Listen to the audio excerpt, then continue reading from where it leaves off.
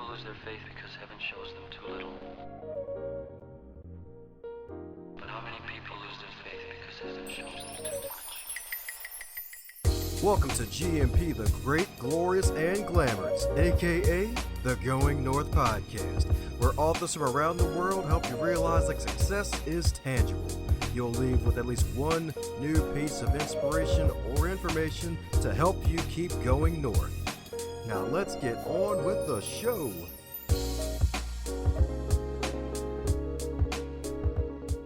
Coming at you again, it's the host Dom Bribin, just highlighting a review of the podcast, and this one is actually from a past guest, Julian Hayes II. It's a 5-star review, inspiration plus practicality. If you're looking for a jolt to get your day going and to keep moving forward with your goals, tuning into Dom's podcast is a wise decision. Besides the countless inspiration from the guests from all walks of life, you'll receive actionable takeaways and full laughs along the way. Thanks to my man Julian for leaving that great review. And if you too want to be highlighted in a future review on the podcast, just leave a review about the podcast, what you like about it, and share it with others via Apple Podcasts or on the website goingnorthpodcast.com. Now let's get on with the show. And today on the Highlight Reel Builder for Authors, known as GMP, the Great, Glorious, and Glamorous, it's the Going North Podcast. And we got another super special, awesome human for you today. That's right, indeed, a returning guest, baby. That's right. That's right, indeed. Right. Back and better than ever, man. There you go. He's back in better than ever. He's not back in better than ever, baby. That's what I'm talking about, indeed. Because today's guest, you know him, you love him. He writes stories about outsiders who fight for outcasts, rejects, and the oppressed. The author of more than 10 novels, baby. That's right, 10 novels. And a certified 3-story method editor, baby. That's right, all the certificates. And he's a fellow podcast host, indeed. Doing some surgery on your dialogue via the Dialogue Doctor podcast. And during the day, when he's not writing for himself and his books, he leads the writing team for a training company that stimulates difficult conversations.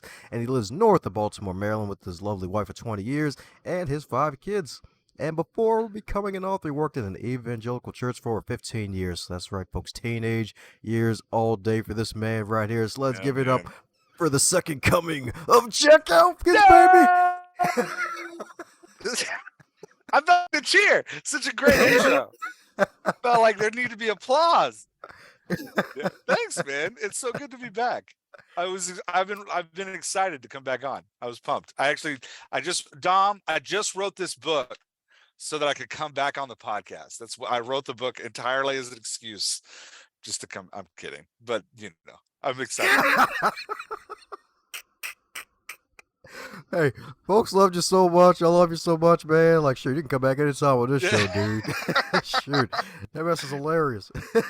Yeah, I appreciate it. I'll try to behave. Yeah. Thanks for having me back. Oh, man. Yeah. I crank out so much cuts that folks forgot to get in on it from last time when I shared your book online. I'm like, dang, no one caught it yet. Yeah.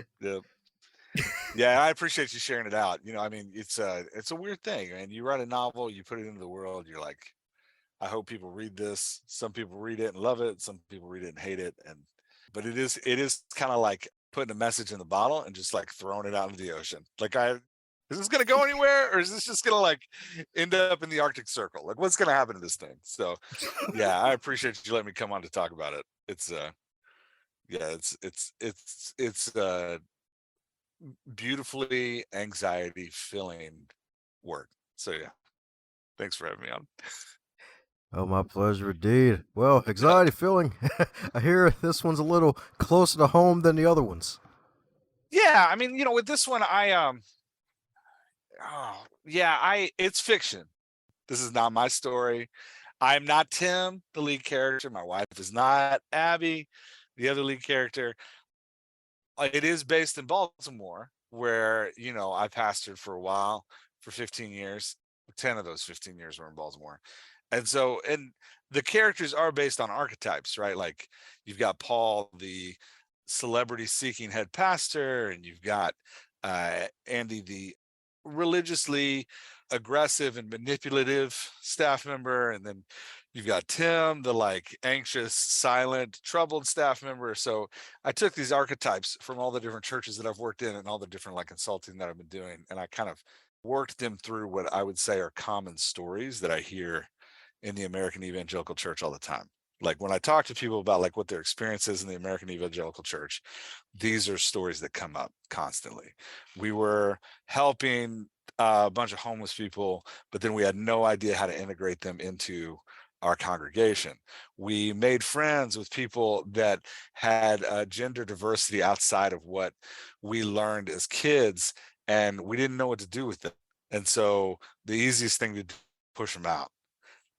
We people that were struggling with things, and it got real uncomfortable to handle, and so we reverted back to the norms that we had learned as children, kind of putting up walls between us and them in order to define like what is protected inside and what is the protected outside. So I wrote the book because I know a lot of, like, my wife and I started struggling with this kind of stuff all the way back in 2008. We started like really questioning what does it mean to be part of the American evangelical church? Is that even a thing that we should be a part of? And we just went through a deep season of questioning back then that people have started calling deconstruction in the last like 5-6 years or so. Back then, we were just called heretics. We didn't have we have a fancy name. We were just called, you guys are the ones that need to get out. So we yeah, but we went through that season. And so I know a lot of people are starting to go through it now, or have been going through it. And this is just kind of my way of saying, like, hey, you're not alone. We see you. You will make it out the other side. Like, it is pain. The journey is painful, but it does end, and you come out the other end different. Maybe not necessarily unwounded or unscathed, but you come out the other end different. And so kind of my look at those going through that right now, to say, like, I see you, we see you. So yeah, because when we went through it, we felt very alone. I even had like, I left my traditional church job because I was struggling with so many questions about what it meant to be an American evangelical pastor. And I had other guys that I love. They'd be like, hey, do you want to go out to coffee about how it's going? And I'd go sit down to coffee, and I'd find out that I was in the middle of an intervention. They're like, hey, we read this thing that you wrote. We read this thing that you said. We heard this thing, and we wanted to sit down with you and tell you how wrong that is, and how you need to get back on track, and you need to get back in the right way of thinking about things. And, I had years where I just felt isolated. And so I love that the conversation is happening more in public now. I think it's always been going on. It's not a new conversation, but with the connectedness that we have nowadays, it feels like people who are questioning things are able to find each other, and that's beautiful. And so I just wanted to throw my support in the ring, be like, hey, like, you don't have to go through this alone. Don't go through this alone. Like, you don't have to. So yeah, man, that's the book. It's the telling of a fictional pastor and his wife who moved to Baltimore for the first time, encounter homelessness for the first time, encounter systemic racism for the first time, encounter gender diversity for the first time, and then struggle through how their belief system matches and does not align with the realities they see in the world. Yeah. Soft, light read, Dom. It's a light read. It's like my last books. My last books were supernatural thrillers. So this is like my light read. No, it's very different than my other books. My other books were all thrillers and mysteries. There we go. That's right, indeed. So there's some urban fiction elements from real urban fiction elements. Yeah, no, it's all urban fiction. It's all urban fiction, but it's it all takes place in Baltimore. I'm really bad at writing setting. I'm really, like, the thing that I struggle with most is writing like the setting that something takes place in. So all the locations in the book are real, because I don't know how to write a location outside of showing up somewhere and just being like, all right, this place looks like this. So that's all, the places are real, but all the people are fake. This if that helps any. Well, hey, you're a doctor of dialogue, so I guess you had to trade off something, right? Yeah, that's right. I can write dialogue till the day runs out, but I cannot write setting. So that's yeah, everybody's got their Achilles heel, right? That one's probably mine. Is if you make me invent a place, they were in a room with a couch. That's about all you get. But if you let me sit in a room with a couch, I can describe it pretty well. So But hey, the good news is that's an advantage because that means you get to have more from the characters, not just 2 pages on the pen. That's the good news about it. yeah, it is definitely. I definitely write character-driven books. You will you fall in love with the characters and follow them through. Oh yeah, definitely indeed. And like, he actually says something really powerful earlier about how we're in a time where folks who question things they can actually find each other now in this connected society. It's like it's so true now because like thanks to social media, it gets a bad rap. There's some morons online, but hey, you can actually find fellow folks who are questioning things, and actually get some more intel and actually make more decisions based on what you find. It's so powerful. Yeah, and I think it's important, come across, especially for those of us that grew up in an institution like the evangelical church, where the institution wasn't just something like we participated in on occasion. It wasn't like playing on a soccer team where you went like Wednesday night and then like Saturday morning you go to games, but then the rest of the week you really weren't thinking about soccer as a kid. It was all consuming, right? Like I grew up in the church, and I was my pastor when I was a kid used to joke that I was a church rat, that like every time the lights came on I was there. And I was voted by my high school in New Orleans most likely to invite you to church during the week. I got a degree in religion. I got a master's degree in divinity, right? Like church was my life. And in college, I was the guy that was like, oh, we'd sit around and we'd talk about like, oh, we need to be witnessing to everybody, Jesus with everybody. And I'd like grab people's hands and be like, oh, let's go over and talk to that group over there. They clearly need Jesus, right? Like they're dressed like skater punks. Like they got it clearly because of the way they're dressed. They have no spiritual life at all. So like, but that was me, right? Like I was all in the evangelical church. I started reading my Bible when I was 13 because I went to a conference, and in the conference there's a pastor from South Korea who talked about how he read his Bible all the way through cover to cover twice a year. And I was like, and he was like, why aren't you doing this? And as a 13-year-old kid who really, really, really wanted to appease and approve, like get the approval of my father and get the approval of the community I was in, I was like, yeah, why am I not doing this? So yeah, man, I was that kid. I was the kid that was like all in on the church.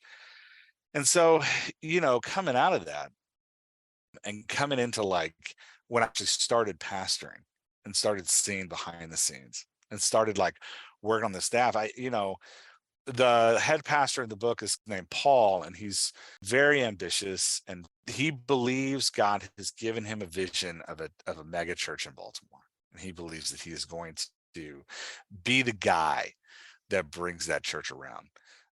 That was me, right? Like I was that guy. I came to Baltimore thinking like, city has what this city has really been missing is Jeff Elkins and leadership and preaching. And if Jeff would just show up, a revival would break out in Baltimore in any second.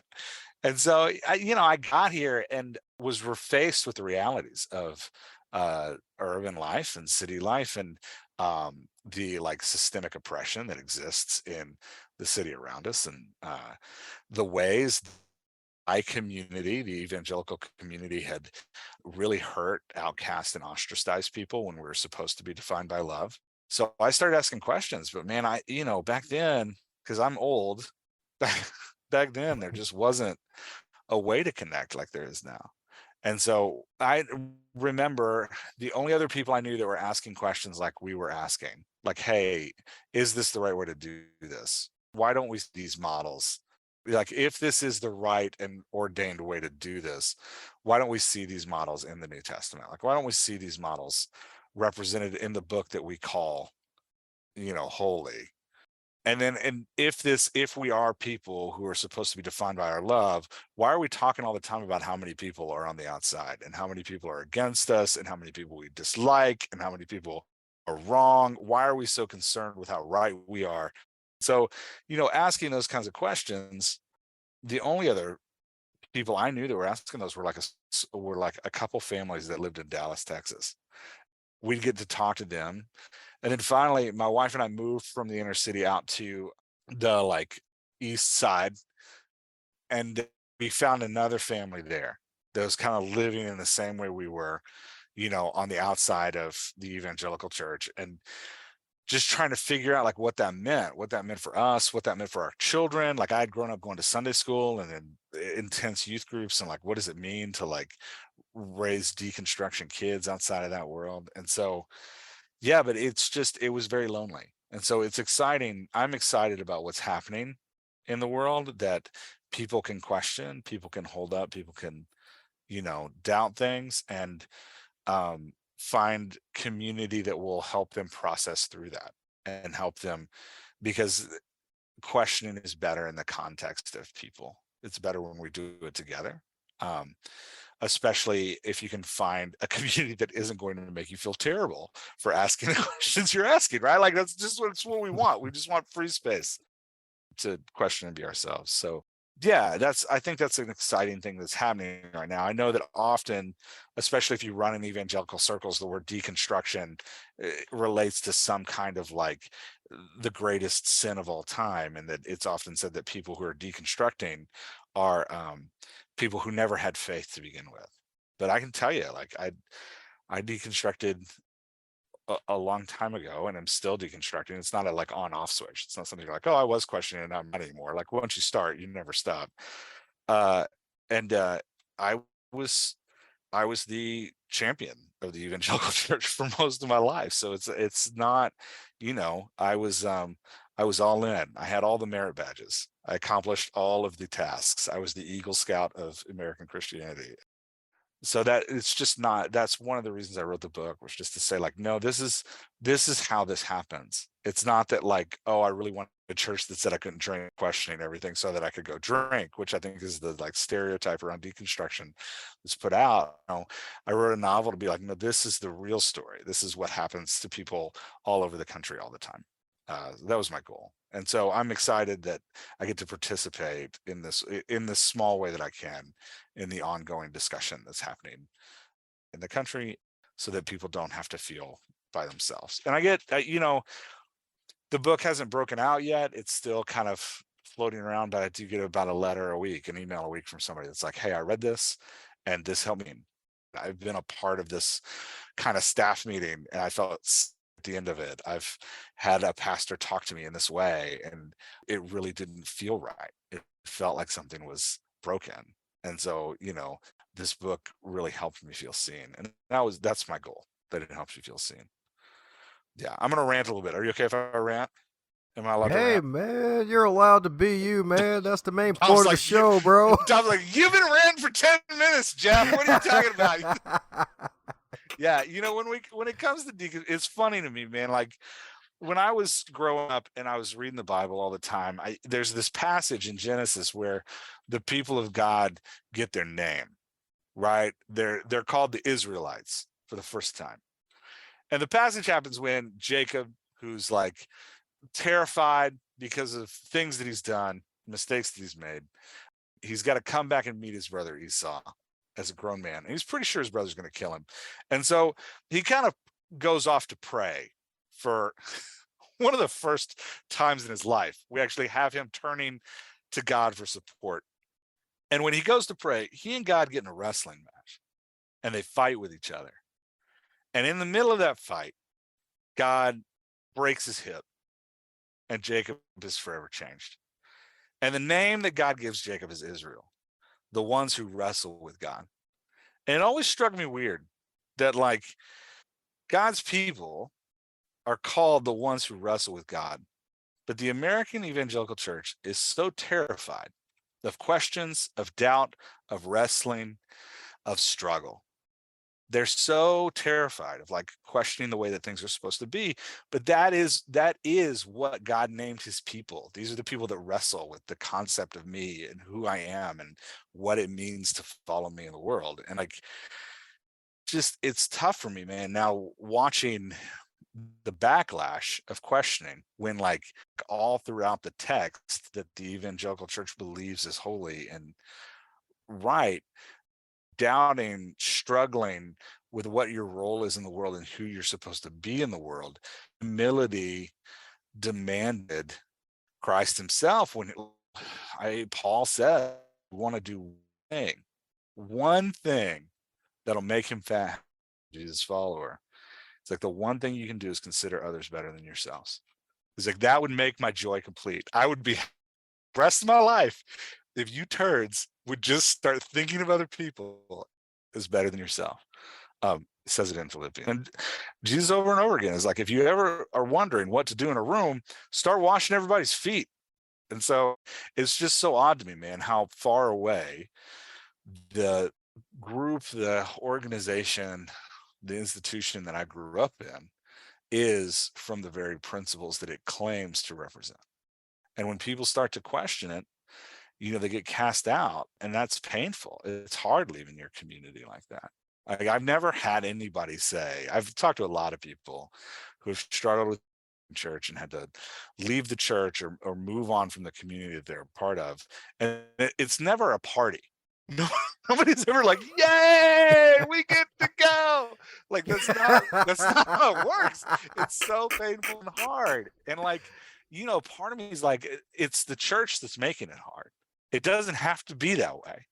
And people who question and doubt can be embraced and loved. They don't have to be cast out like this. They don't have to be thought of as sinners somehow betraying the community. But this is the lines that we've drawn.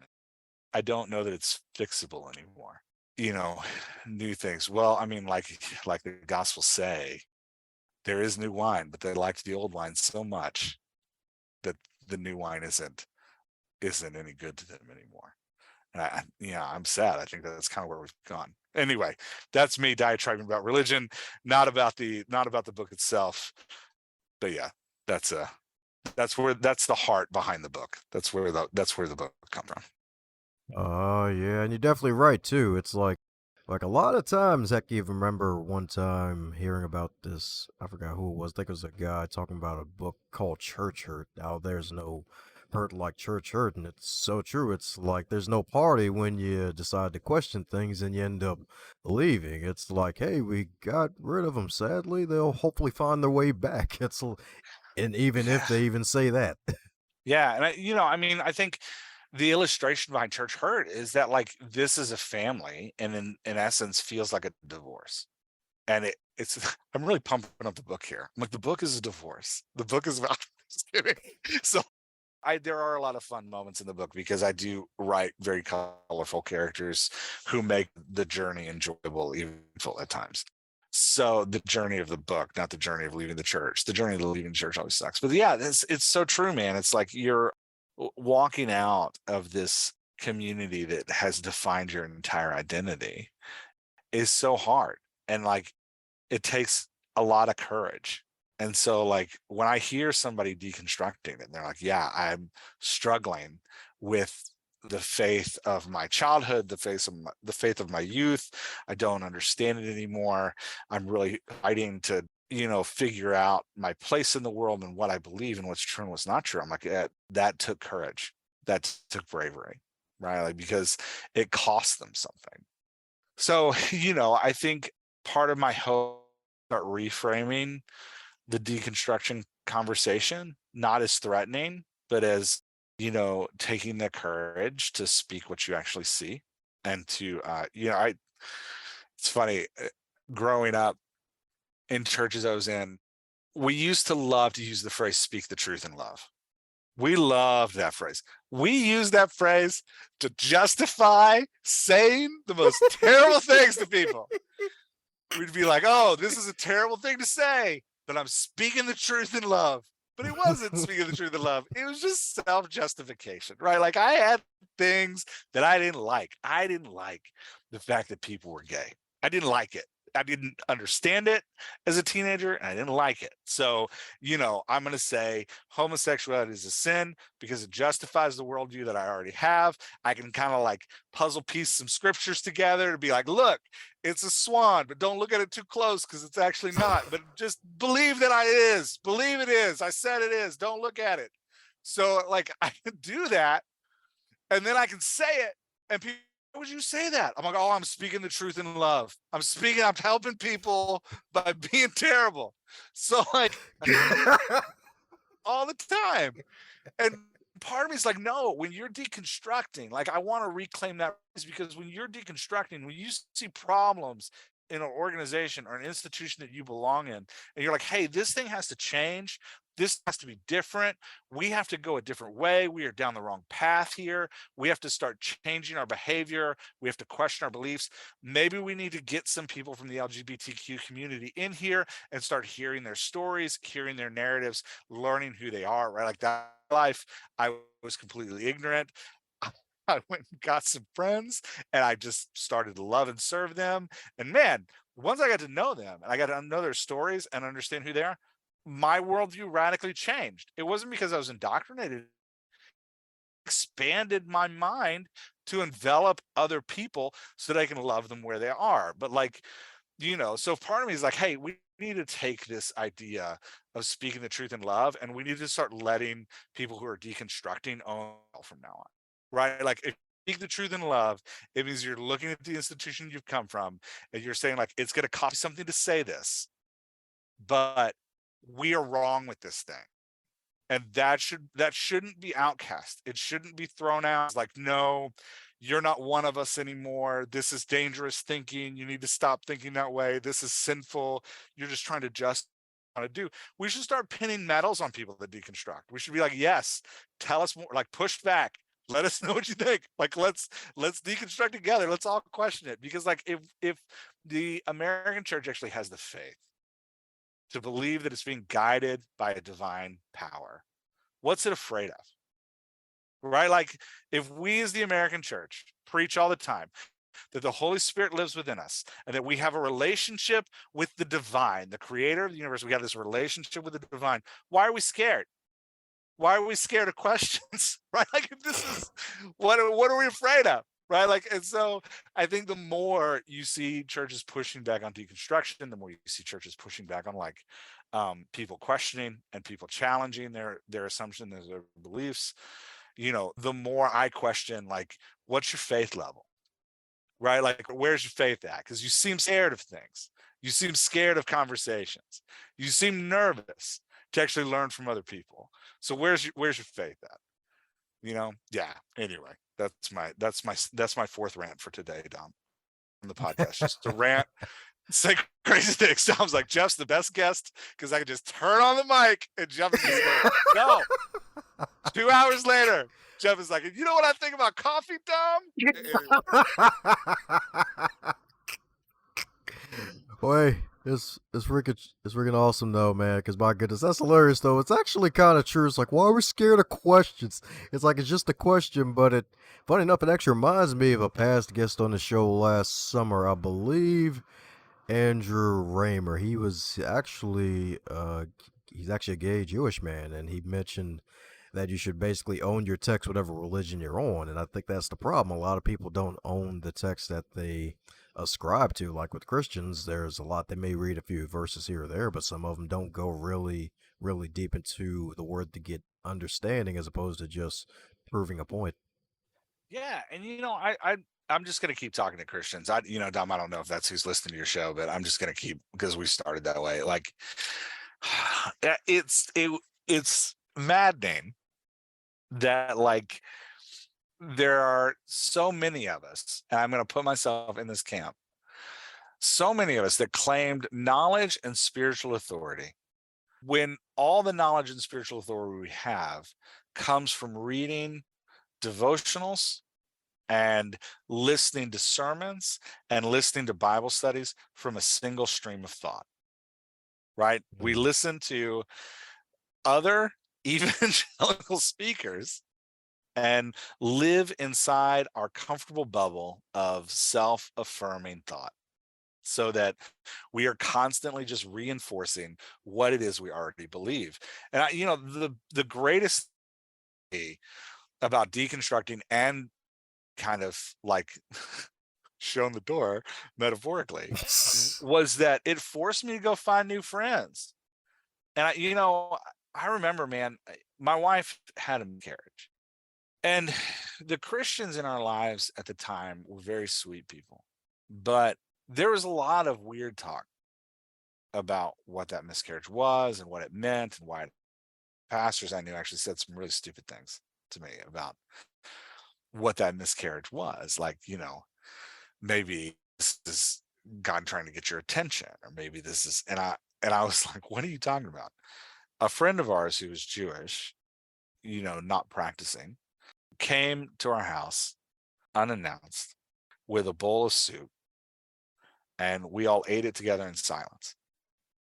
And she taught us, because I didn't know from my own tradition, what it means to sit Shiva and just mourn together. And I was freshly out of the evangelical church when that happened. And it was this beautiful moment of like, oh man, 12 years later, that's still something that, like, when someone's grieving and experiencing death, I don't preach at them anymore like I used to. I go and I sit Shiva. But there's so much that we can learn from each other. There's so much that we can connect with each other. It makes me sad when we start putting up walls that block each other out.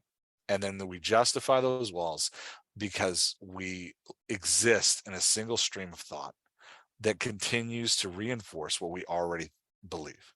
We just hear it over and over again in different ways, and we're challenged to believe it deeper. We're like, oh, but I read this and it challenged me.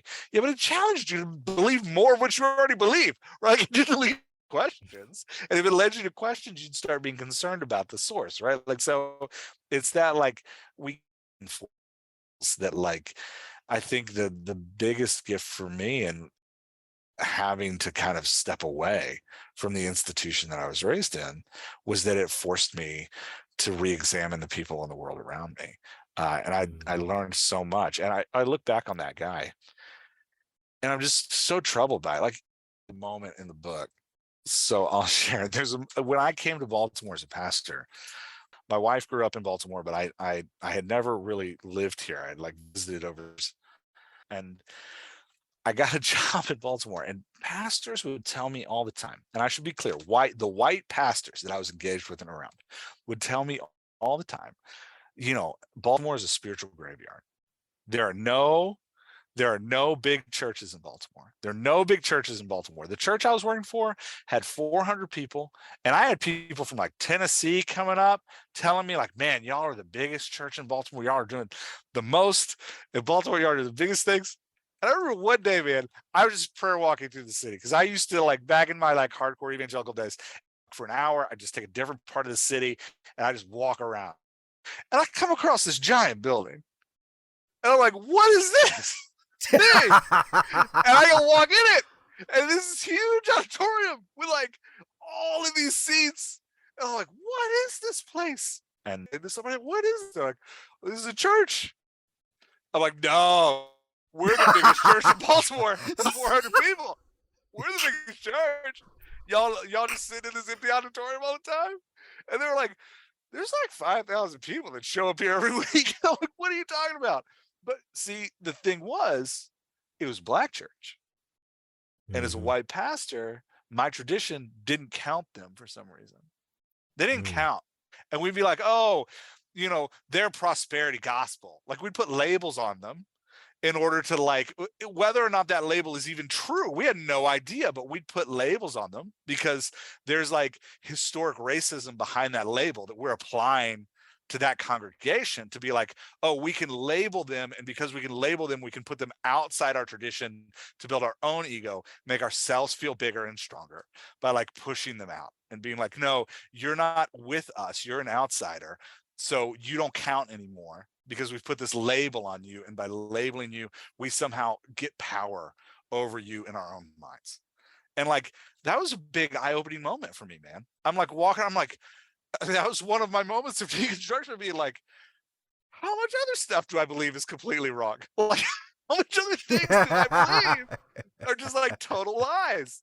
Right? Like, and so it's and I do put that moment for the lead character Tim in the novel, but it's not that exact moment, but one of the homeless guys starts talking to him about all the churches he attends, and Tim is like, but we're the biggest church, and he's like, you're the biggest white church on the South Side. Like, like, you know, like but that's what we do, right? Like we build our bubble in order to construct our world. We can protect ourselves and, you know, craft a narrative for ourselves that gives us purpose and gives us meaning and gives us power. And then anybody that challenges that narrative, we give them a label, we push them out, we throw them out to the curb so that we can say, yeah, but they're not the real, they're not with us, they're not the real ones. And in that, like, you know, well-meaning people like me actively practicing racism, right? Like, because that's historically where this came from. And so I'm actively in continuing historic racism in the city by walking around repeating this narrative that I've heard. But the reason I'm repeating it is not necessarily because I am racist. I'm participating in racist traditions because they make me feel good and they reinforce my worldview. And so, like, when people start to question that, we push them out, and that's what causes this, like, and you know, round discussion of like anybody who doubts is dangerous. And so, like, you know, I hope to bring it full circle what we're talking about in the deconstruction communities that I've gotten to participate in as the old man, right? Like I'm kind of like, yeah, I'm I'm really old. But in those, I feel very old. In those communities, I love watching people find each other and talk and share and find common experiences and common trauma, right? Like there's something about finding common trauma with other people that helps us feel like, okay, it wasn't just me. Because I think whenever you experience the trauma of leaving, that of separating yourself from the institution, or trauma that occurred to you and has made you and has caused you to leave, there's this inner voice that's like, you are broken somehow. So by finding others that have experienced that kind of trauma, there's a connection and like, oh, no, I'm not broken. This is something that happened to me, right? Because it happened to you. So if it happened to you and it happened to me, then we are in this together. And it wasn't just that I'm a disaster, right? Like it's that, like something, and that's where you can, I feel like you can start questioning and finding healing. It's my fun Baltimore stories. That's right indeed. That's right indeed. That's right. That's right. Everybody knows the J and Jeff stands for jewels because he be dropping them jewels, baby. That's right indeed. Question everything, y'all. That's right indeed. Go inside and outside the box, y'all. That's right. Don't just stay in the stained glass windows, y'all. Gotta go outside. That's right Yeah, indeed. it's, you know, I didn't put this story in the book, but I remember there was a church in a, and I'm not going to get specific because that would be mean, but this was in the middle of kind of like my personal awakening. There was a church in the middle of this African American neighborhood, and the church was all white, and it had people driving in from like it was a dying church. There were very few people left, but it was in a really strategic location for this neighborhood. And in that, like, it was a place that community could be gathered for people who wanted to build community in their neighborhood, right? Like it was this central location. It had a kitchen, it had an auditorium, like it was a good building, gathering community, resources that could be used to help that community. So I had gotten engaged in that community, trying to learn and trying to serve and trying to stop telling people what I know and just listening to what was happening in the world. And I remember going to see that pastor, being like, hey, can I talk to you about using this church for the community in different ways? And he gave me a tour of the church, and he he took me upstairs, and we were sitting in his very old and very empty sanctuary. And I started talking to him about the community issues, and he started talking to me about, well, the biggest community issue for his church was whether or not they continued to do parts of the service in German. Wow. And I was like, what are you talking about? And he starts he starts talking about how this church was formed out of two congregations that divided. The original congregation was all German speaking, and the other congregation wanted to speak English. So the English speakers left and left the German speaking congregation there. And he's telling me this, and I'm like, when? Like recently? Like when did this happen? And he was like, no, we've been around since the late 1800s.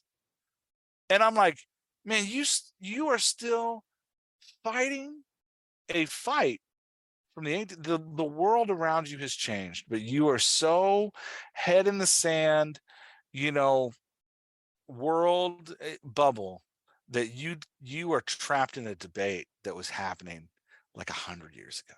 This is where you live. And it broke my heart, but it felt to me like an illustration for myself of like, this is what's going to become of you if you don't start questioning the things around you, and if you don't have the courage to stand up when you see that things are wrong and that things are broken, if you don't have the courage to look at them and be like, hey, y'all, my community, my people, this is broken. I know this might cost me relationships, but this is broken. If you don't have the courage to do that, you're gonna end up debating whether or not you should still be speaking German in, you know, the early 2000s. And but I think that illustration can apply. You know, I've worked with a lot of churches, and you know, we've argued about what version of the Bible should be put in the pews. We've argued about what hymnal should be used. We've argued about which version of the church constitution is the most important. And all the while I'm like, you know, there's ways that we could actually be like helping the community. There's things happening outside of these walls that have nothing to do with what hymnal you're using. And when you get involved in those things, when you get involved in the people around you, right? Like when you sit down with a kid for the first time, a teenager for the first time, who is questioning their sexuality and struggling with their gender identity, and you really listen and you feel the like pain of that struggle, what hymnal you're using really doesn't matter anymore, right? Like you just don't care, right? Like when you hang out with a kid who is, you know, struggling through systemic poverty in Baltimore, that like generational poverty, and you walk in the shoes of that kid, walk with them, you know, help them with their homework, help them try to navigate choices that they have to make post graduation in high school. You start to understand that, like, yeah, man, what version of the Bible, what text, like what translation of the Bible we're using on Sunday morning, it doesn't matter. There's bigger things going on here. At you know, if the church, the American church, is going to continue to claim to be a church that loves, there's bigger issues to talk about. There's bigger things. And you know, we haven't even gotten into the fact that like those problems I'm describing are actually from like older congregations that are like trying to find their identity in a new world. There's a whole different problem with younger congregations who are so obsessed with like capitalism and applying entrepreneurship to their own churches, where they like have growth goals, and you know, we got to get to this many people after this after this date. And you know, that weird thing that happens in, and I can say this because I was one of them, in modern pastors, where the idea of calling and being called out by God creates some kind of like false humility, where it's like, oh, it's not a calling that makes me better than you, it's just a calling that, like, you know, God has called me to this harder work. It's like, yeah, you say with a smile as you like feel good about getting called to the harder work. But it's like, no, I was made the quarterback of the football team because that's tough, that's hard, and that's why I'm the quarterback. So like, you know, there's this ego that comes with this idea of calling and of being like the professional guy in the room that gets to like stand up and preach to everybody every Sunday, that creates this celebrity ethos that has to be paid off by growth. Because if the church isn't growing, then there's something broken about you, the quarterback, who's supposed to be leading this winning football team. Everything It's in newer churches, especially since the church growth era of the 1980s, everything now is sacrificed for growth. And it's a whole different problem, right? Like but it's the same because you isolate yourself in a bubble in order to maintain growth. You do the things and you read the things and you talk to the people who are going to help you grow, who are going to play the tricks that get the numerical numbers in, because those numerical numbers feed the identity that you have. And any questioning of that identity is seen as like, sinful or something to be cast out or something that's dangerous. And I'm speaking from experience, right? Like this is where I lived. In the book, there's a character, I said already, there's a character named Paul who really genuinely believes that God has called him to do a great work in Baltimore. And he has defined that great work as building a church of thousands of people. And so he's constantly walking around looking for a new building. He's constantly walking around looking for a new space, because if we just get in the right space, everything's going to take off. Everything's going to be great if we just find the right building. He's constantly like looking for the angle of like, how do I get this thing to take off? And it leads him down these weird paths where, like, somebody's like, oh, what's really going to help you take off is if you get political. So in the book, there's a march around Baltimore City's City Hall, because like getting political is what's really going to help you grow this church. That's the angle. And, it doesn't pay off. And then it's like, well, what we need to do is we need to tie ourselves to this other celebrity pastor. And when he shows up, that's what's going to get us big and bad. But it's all like, I was Paul in so many ways. It's all this like justification of the identity that we've given ourselves, seeking ways to make that identity a reality, pushing out everything that challenges that identity, that questions that identity, because it's terrifying to look in the mirror and say, like, maybe I got this wrong. Maybe I wasn't called to build a church of thousands of people. Maybe I was called to love the homeless guy on the corner. And it's a terrifying reality to face. So we don't face it. And anybody that questions it, we're like, oh man, you need to pray more.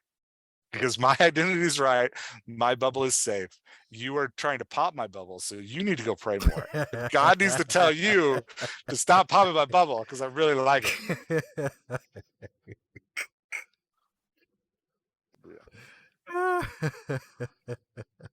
There you go, bubble popping, baby. That's right, indeed. That's right, indeed. Yeah. That's right, bubble gum pop. Goodness. Yeah. So my goodness, here this process of writing this wonderful book was probably different from the other ones, because if I'm not mistaken, you had like a giant Google Doc that was like chiseled out of marble to become the Michelangelo that this book has now become, right? Yeah. Well, I mean, there's an old saying that if you want to write a book, just cut open your veins and bleed on the page. I think that's true of any book I've written. Like my first 5 books were urban fantasies that take place in Baltimore. They're about homeless superheroes who are fighting unseen monsters. Because when I wrote them, I was very much engaged with the homeless population of Baltimore, and I was very much processing that. So those books are me processing, in a more fun and entertaining way of like, what is this life, and what is it, and how does it work, and how do people perceive it, and what if it wasn't what people perceived? Like that's the theme behind the book. But the book's about homeless superheroes, but at the same time, like, still feel the emotions of the characters you're writing. Like you live through them as you write it. But it wasn't the same as the book I wrote this time. And then the series that I wrote after that is called The Adventures of Watkins and Hal. And it's a detective pairing, Monetta Watkins and Stacey Howe. Monetta is a private detective who can relive people's memories, and Stacey is an ex-actress who is looking for someone to hang out with, like looking for a community. So she kind of tags along with Mo everywhere that Mo goes. And they're just fun detective stories. Now, what I was playing with behind the scenes and what I really felt was I was struggling with my own memories, because I'd talked to people about like these traumatic times I'd been through, and they remembered them very differently.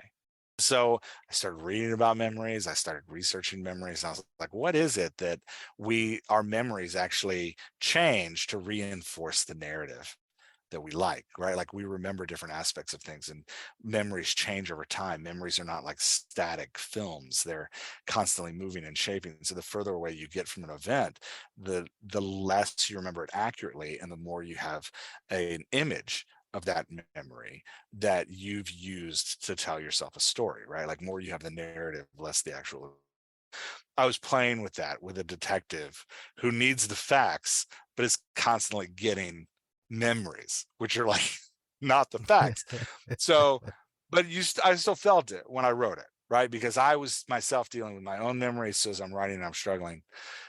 I've written some one-off novels too that were just fun. Like I had one where I really wanted to deal with anger and processing anger. That's called Mark and All the Magical Things. I had one where I was processing like what does it mean to wait for something. That's called Seven Nights in a Bar, right? Like so I've got these one-off novels, but this one hurt. Usually I write two novels a year.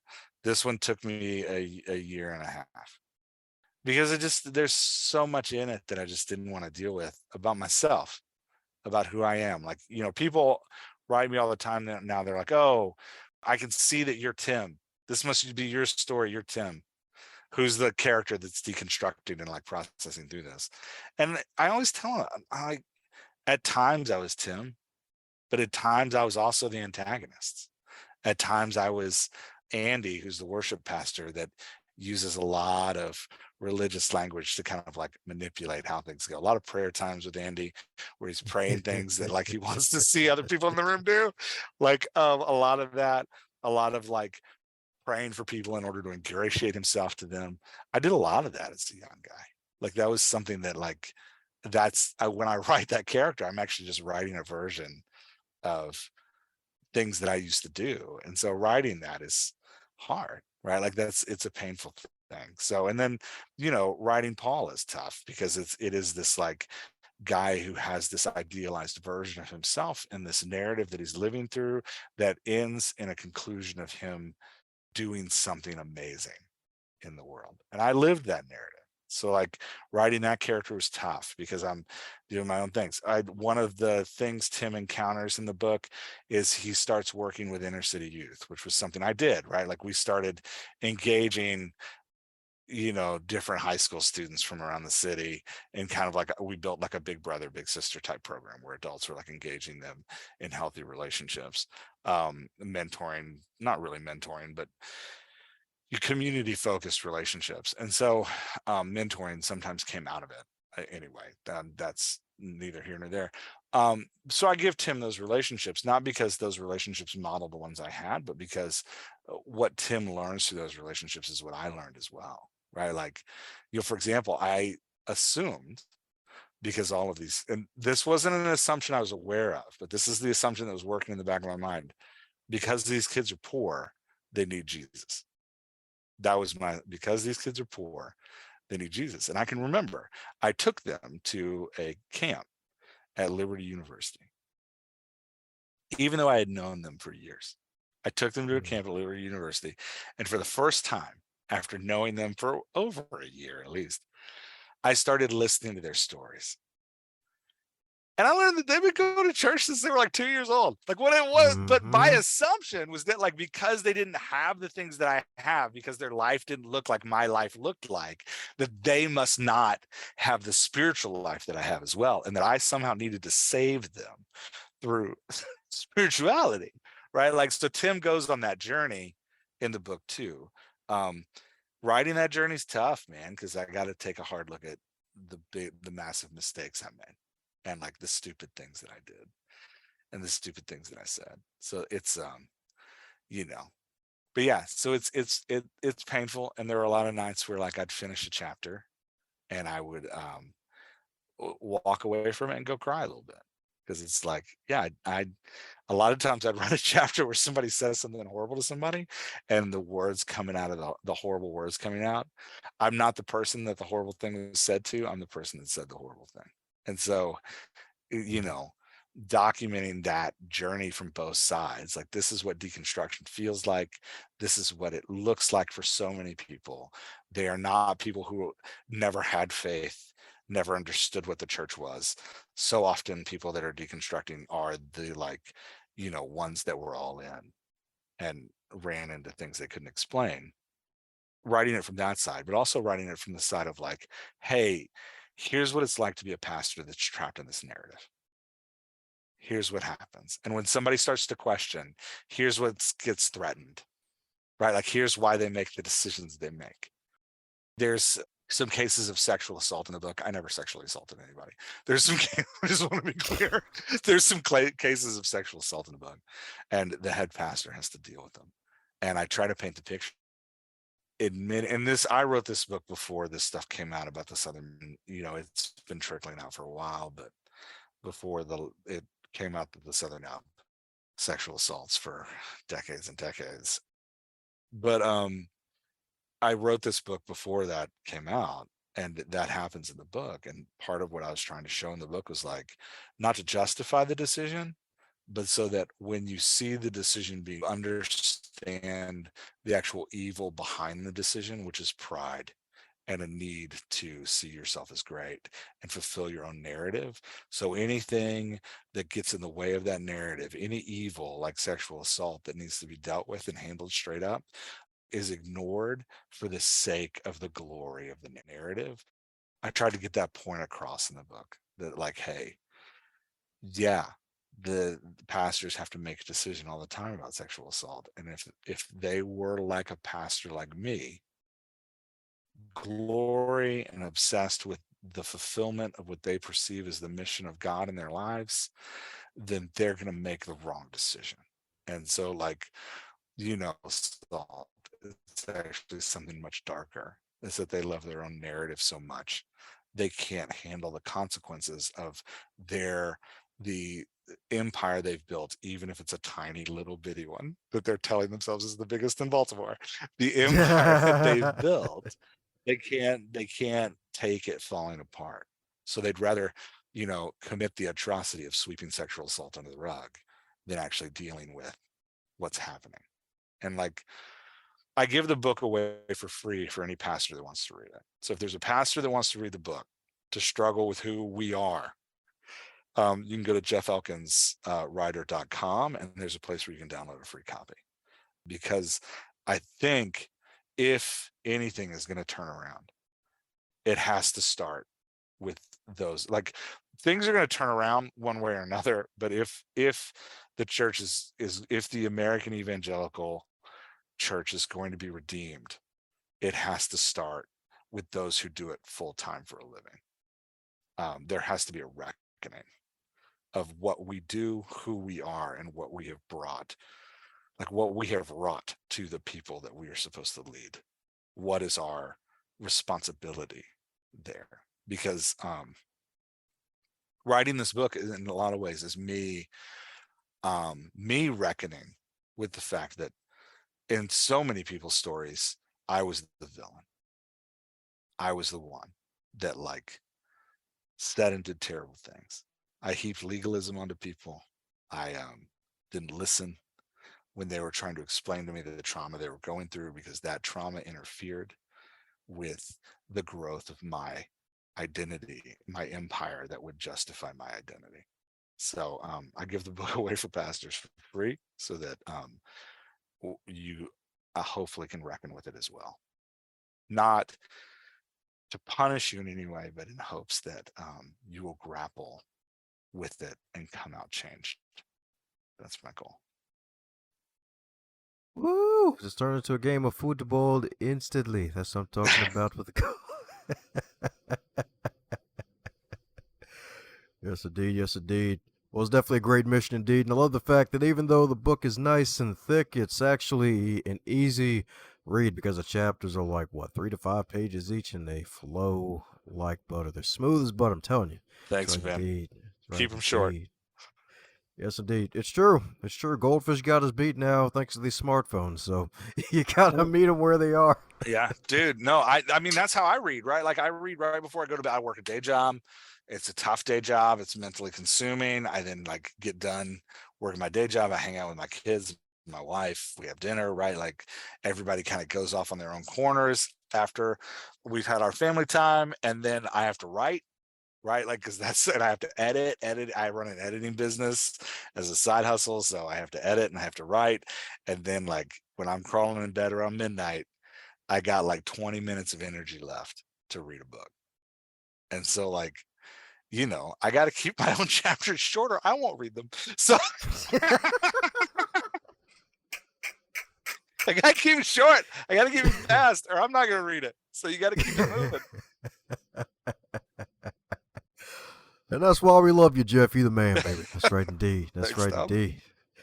Well, speaking of your marvelous book, if it was a food, what would it be and why? Ooh, if my book was a food, I'm repeating the question while I think about the answer. What would it be and why? I once had a steak with it was a really thick, like porterhouse with a mushroom sauce on top. And it was amazing. It was like a butter mushroom sauce on top of this porterhouse. It was amazing. And I still remember eating it. I do not want to eat that every night.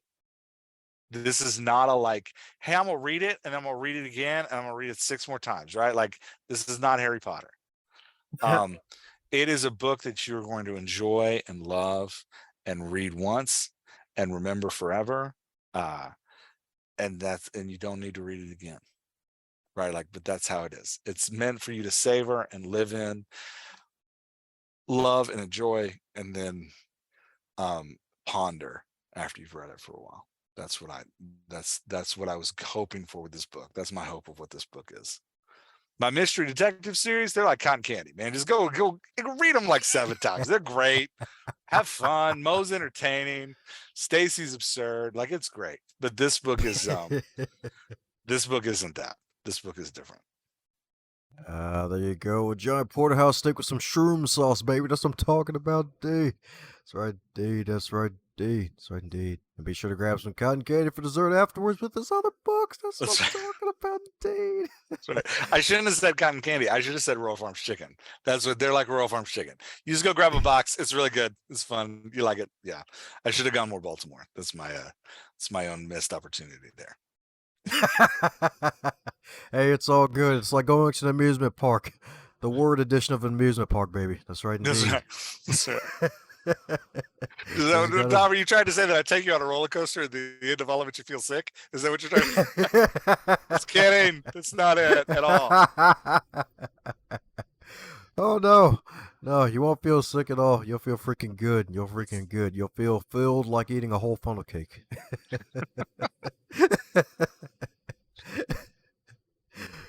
Yes, indeed. Yes, indeed.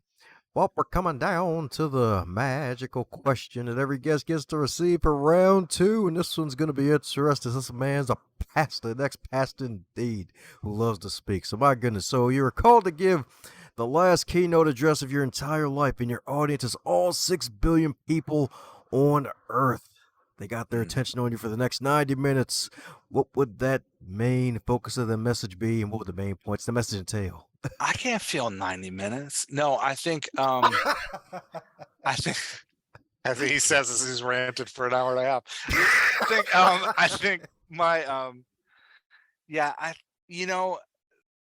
the lesson that I have had to painfully learn is that the most important character value, like the most important characteristic that we can bring to life, like the one that we should strive after more than anything else, is humility. Nothing is possible without it. Love isn't possible without humility. Connection isn't possible without humility. Success, well, I mean, that's not true. You can get a lot of money without humility, but I would argue that a fulfilled life isn't possible without humility, right? Like it's considering others is better than yourself. Coming to every conversation as a learner, looking to serve instead of to be served. Those would be the main points of my message, and that it may not lead to riches or the top of the ladder, but it will lead to deep, meaningful relationships with a wide variety of beautiful people, which I would say is always far better. One of my favorite writers, Francis Schaeffer, wrote a book called No Little People, No Little Places. And in the first essay, he talks about Moses' staff. He says, it's an amazing staff. It parts the Red Sea. Moses bangs a rock with it, and water comes out of the rock. Does all kinds of incredible things, right? Like the staff is amazing. But in the end, it's just a stick. It's actually just a stick that he picked up off the ground. And there's nothing really special about it. It's not a magic stick. It's not a special stick. It's just a stick that this dude carried around. And Schaefer says, like, hey, we're all just sticks. There's nothing actually special about any of us, which means that there are no little people and there are no little places. If you live life with humility, every moment is miraculous and every person is beautiful. And so understanding to view people in that way is a transformative experience. That would be my talk for 90. I'm going to go on for 90 minutes now, Dom. I'm just going to give the talk. I'm just kidding. That would be my talk. Humility brings a miraculous life. And so pursuing being the least is the most important. That's what I'm talking about, indeed. That's right, you heard the seed of Jeff Elkins' first ever TEDx talk, baby. That's right, dude. Here for your first to go into a podcast, indeed. Humility brings a fulfilled life. That's right, indeed. That's right, indeed. You will be filled and stuffed like a turkey on Thanksgiving. That's right, indeed. You will be stuffed. That's right, if you have that humility. That's right, indeed. Eat 2 funnel cakes. You'll be double stuffed. That's right, indeed. But my book is like a funnel cake sandwich with peanut butter and jelly in the middle. It's a PB&J made out of funnel cakes. I'm just kidding. Hey, that sounds freaking delicious. That's right. You'll feel like a sloth afterwards eating that one. The itis will have its whole grip on you.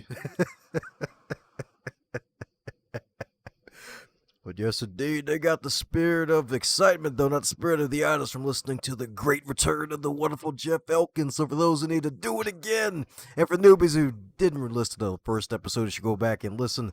What's the best way for folks to keep in contact with you and follow your journey, my man? Yeah, so if you go to jeffelkinswriter.com, there's a newsletter I send out once a week that like gives you updates on what I'm working on, updates on my life, and like I make recommendations about like stories that I'm consuming, media that I'm watching, and I also talk about what I'm learning. So that's a free newsletter. It just comes in your email. You can go sign up for it, and if you sign up for it, you get a free copy of my book Grab, which is the first book in the Watkins and House series. If you're a writer and you want to learn to write with me, I have a community. We're all learning to write together. It's over at dialoguedoctor.com. There's a weekly newsletter there as well, and a podcast, and bonus episodes for community members that want to go deeper, and all kinds of great things. So jeffelkinswriter.com if you just want to follow my work. If you're a writer, dialoguedoctor.com. Woohoo! Well, there you have it, folks. We're going to put the links to all that wonderful stuff in the show notes. Indeed, my man's been killing it on the Dialogue Doctor, baby. Over 100 episodes of great freaking content, indeed. That's right, indeed. He's even got some solo episodes along with his co-host as well, indeed. Mm-hmm. So you're going to get all sorts of wonderful knowledge. You will be writing like a freaking 10th degree black belt, baby. That's right, indeed. You'll be Stephen King Queen. Nice. Nice. Yeah. Nice. Yeah. That's right, indeed. That's right. Tip both with your waitresses. That's right. Let me stop. That's right. Yeah. Tip both your waitresses with your way out. Yeah. Nice. Yeah. I got nothing to say to that, man. You left me speechless. I'm thinking about Stephen King Queen. Yeah. Yeah, dear Mr. King, if you ever listen to this, Dom said that, not me. That was Dom. Yeah, no, I hear he's a very nice guy. Yeah, if it gets him on the show, that'll be a big win either way. That's right. That's right. Yeah, no, come on the show and fight Dom. Come on the show and argue with Dom. Dom is Stephen King. Dom is ready to fight you on the show, but you have to come on the show to do it. Yeah, exactly. Via Zoom at our own separate locations, like introverts. That's right. That's right. That's right. Oh man. So any parting words before we close up shop, Jeff? No, man. Thanks for letting me on. This was great. I had a good time talking. Good time rambling. I hope there was some coherence in any of that, in any of those words that I rubbed together like a weird mud pie outside in the grass. What's interviewing Jeff like? Oh, it's like, when a kid takes a hose and just like sticks it in the mud and then like all this water comes up and then he just starts like putting his fingers in it. Yeah. So I hope there's something good out of this today, but thanks for letting me on. It was a lot of fun. Thanks a bunch for tuning in and setting aside some of your time to listen to this wonderful podcast, Going North. If you really enjoyed what you heard, do me a solid and share this with your network and someone that you care about that would get something out of it too. And be sure to subscribe to hear more, and heck, even check out the backlog if you would like, because there are hundreds of episodes to choose from, and they just keep getting better and not butter.